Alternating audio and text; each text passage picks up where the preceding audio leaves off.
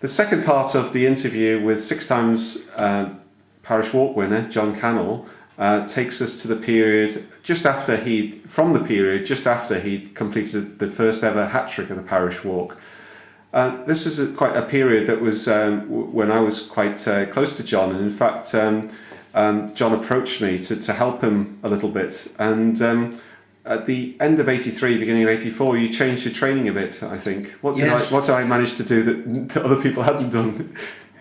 Well, yes, for a long time it was frustrating not to break 5 hours for 50 Ks and things like that, so you helped me a lot there, Murray. So, well, although this is an interview with John, I'll input a bit of my own memories, but John had waited to break 5 hours for 50 kilometres. He did so in the end-to-end walk of 1984, which was held in April in those days, and then went AWOL along the Castletown bypass. It gave us all a big scare. What happened? I just collapsed, I think. Yeah, I just collapsed. I don't know. As you do. I don't know. It's not the first time. I collapsed the very first time I finished 100 miles. I got over the line and flaked out completely. I must admit I had a few sleepless nights between then and John's next big walk, which was the Bradford 50k, when he phoned me up from a telephone box and relayed the results in reverse order, and to the point where I was probably expected to think that John had retired, and you did 4 hours 36 on the Bradford course. That's right, my PB. And you must have been on top of the world then. I was, because as you well know, that Bradford is a very tough course. So to do 4:36, I was really happy. And I was only third. And it was only, although I was very relieved that you were in one piece and you didn't have another collapsing episode. No. It was only a stepping stone along the way, because we'd set the goal quite clearly for 1984 with 100 miles. Yeah. And how did that go? I can't remember. 1984. No. Yeah. I guess you were second, were you? I was second, yes, I was. Yes, I was second, 84. In a much faster time than your debut. Yeah, oh yes, about 3 hours faster.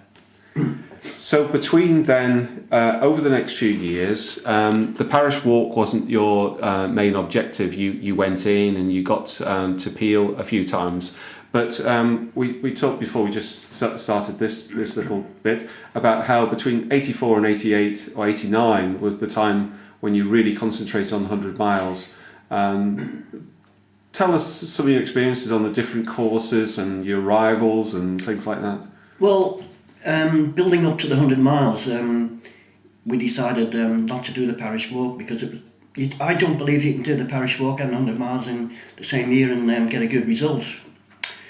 So we'd decided to go to Peel as a building up to the 100 miles, because we used to have the end-to-end in April, the Bradford in May, and then walking to Peel on the Parish Walk, 32 miles. So it was nice stepping stones for the 100 miles and things like that. So the 100 miles in 84 was that Leicester again? It was in Leicester. Yes. I was second to Brian Adams. All right. Yes, it's come back to us both then in that term. Yeah. I'd forgotten. Go on. No, I'd just forgotten who won it.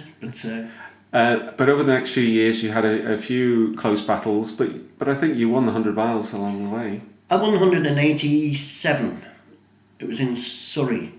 And that was that a 10-mile loop? That's right, yeah, 10 laps of 10 miles. And I missed the turning off point in one stage. Right. But your best time came in 88. Yeah. And that was? 17:10, 17 hours, 10 minutes. Did that feel like the big walk of your life? Yes. Yes.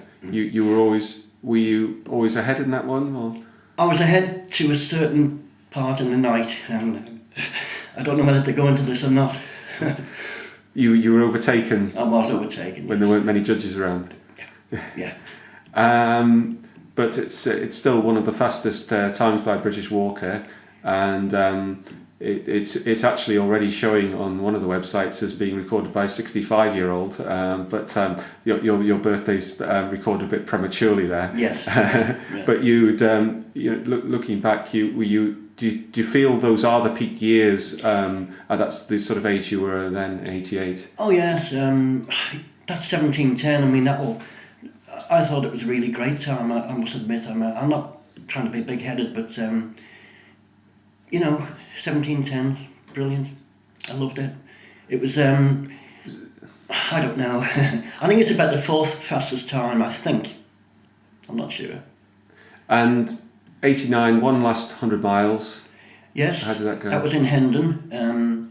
That was 100 laps of a 1 mile circuit. Crikey. And I wasn't looking forward to it, but looking back on it, it was quite good because you always had your backup team not too far away from you, but it was really heavy rain at night, really heavy. It was flooded in most places.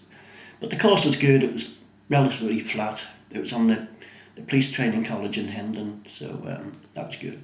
And what was the scene like in the sort of middle phase of your career then, back in the 80s? You'd come into the sport on the days when there weren't many cars around. You've now seen what it's like when it's the opposite end of the extreme. But the 80s were they quite a good period, or was the sport already in decline by then? No, I mean, I'd been in the sport 20 years then, and it's very strange being in the sport 20 years and then suddenly finding your best form. But yes, as you say, the traffic and things like that these days, it's I think we're down to about 2 or 3 main courses now on the road. Mm. And picking up on on this thing that you've been in the sport a long time, do you think a lot of people when they come into the sport, they don't realise how good they are? Are there a lot of people out there in the parish walk now who are probably not taking it seriously enough and they've got a lot of scope to improve? Oh yes, I think so. Yes, I think there's a lot of people out there now that can improve. I mean, I don't know how far the record's going to go, to be honest. It'll last a long time, I think, Sean's record, but you never know who's going to come up, do you? But having said that, you got round the parish walk when you were only 21, I think, or 22. Yeah. Why don't we see more young people getting around? I don't know, Reid. I really don't know. Maybe they're not interested in that. Maybe they're just interested in the shorter races. I just don't know. At the other end of the extreme, though, when you were competing in the 60s, you would have never dreamt that at 65 you've already got your entry in for the parish walk 6 months in advance, yes. 7 months in advance.